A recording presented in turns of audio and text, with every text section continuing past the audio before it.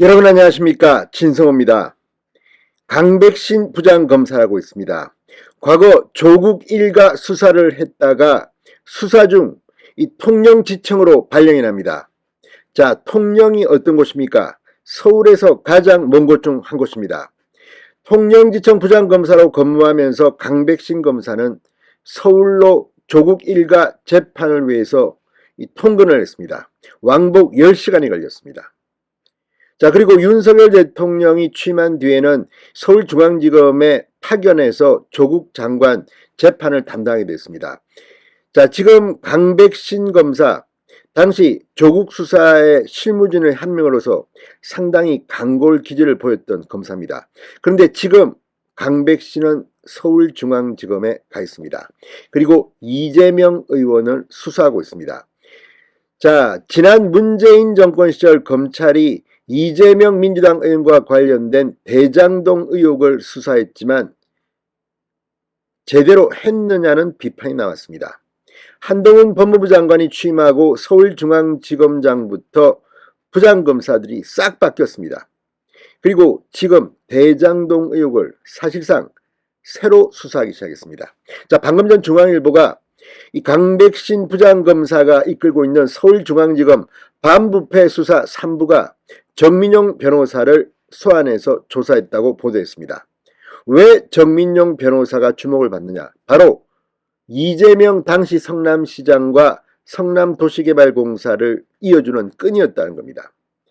자, 이 대장동 의혹과 관련돼서 정민용 변호사는 당시 성남도시개발공사에서 근무하면서 이재명 당시 시장실에 상당히 많은 보고를 했고 또 실제 그런 증언들이 나왔습니다. 그런데 이제 정민용을 불렀다.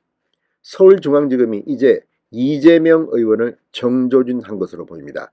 진성호의 융단 폭격 시작합니다. 이재명 민주당 의원을 융단 폭격합니다. 방송에 앞서 아직 진성호 방송의 구독자가 아니신 분은 붉은색 구독 버튼 눌러주십시오.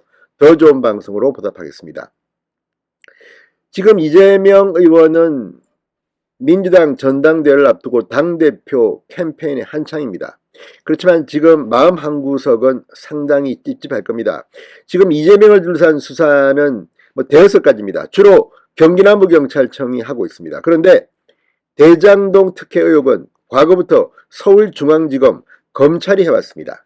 그런데 서울중앙지검 반부패 수사 3부가 오늘 정민용 변호사를 참고인으로 불러 조사했습니다. 정 변호사는 대장동 4인방 중 한 명이자 2009년부터 대장동 개발에 관여했던 남욱 변호사의 대학 후배입니다. 자, 대장동 일당과 윗선의 연결고리 역할을 한 것으로 지목됐던 정민용이 소환된 겁니다. 자, 정민용 변호사는 대장동 개발 사업 당시 성남도시개발공사 전략사업팀에서 근무했습니다. 사업 설계에 위법하게 가담한 혐의로 기소돼 현재 유동규 전 성남도시개발공사 기획본부장, 화천대유 대주주 김만배 등과 함께 재판을 받고 있기도 합니다.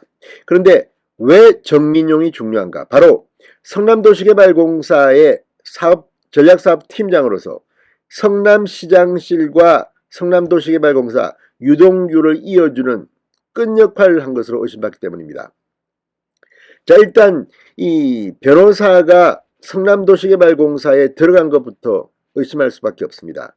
성남도시개발공사는 이재명 시장 당시에 세워진 조직입니다. 그리고 2014년 11월 남욱 변호사, 이 대장동 특혜 의혹의 핵심 관련자인 남욱 변호사의 소개로 성남도시개발공사에 입사합니다. 그리고 사업 공모 지침서 작성과 민간사업자 선정 등 핵심 업무를 담당했던 전략사업팀에서 근무했습니다. 정 변호사는 사업 진행 과정에서 성남시 윗선과 대장동 일당의 연결고리 역할을 한 인물로 지목돼 왔습니다. 대장동 개발 사업 당시 공사에 근무했던 김민걸 회계사는 정 변호사의 재판에서 그가 성남시장 비서실에 여러 차례 찾아가 대장동 관련 보고서를 전달했다고 증언했습니다. 당시 성남시장은 이재명이었습니다.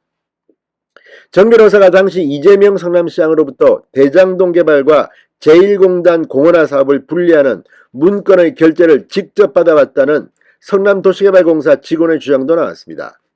자, 지금 서울중앙지검은 수사팀을 완전히 재편한 뒤 대장동 의혹에 대한 재수사에 나섰습니다.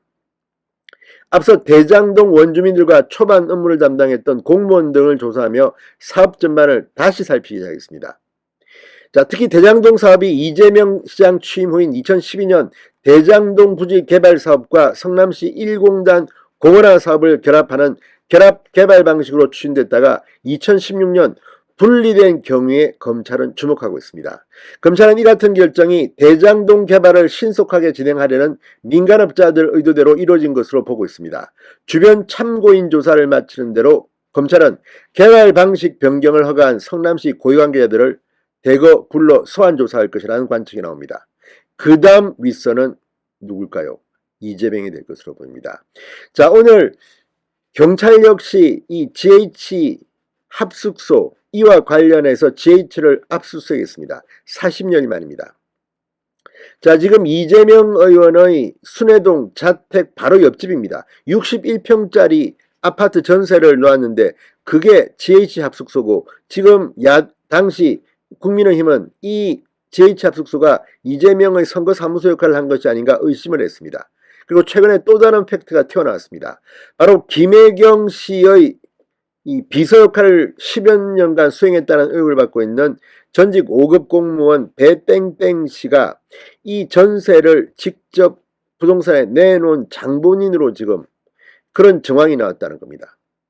자, 이제 점점 경찰과 검찰의 수사망이 이재명을 향해 가고 있습니다. 이재명은 언제까지 무사할까요? 자, 강백신 부장검사가 나섰다는 것에 주목할 필요가 있습니다. 조국 전 장관 일가 수사와 같이 이재명 의원에 대한 수사도 강백신이 완성할지 한번 지켜보겠습니다. 신성호의 융단 폭격이었습니다. 여러분 감사합니다.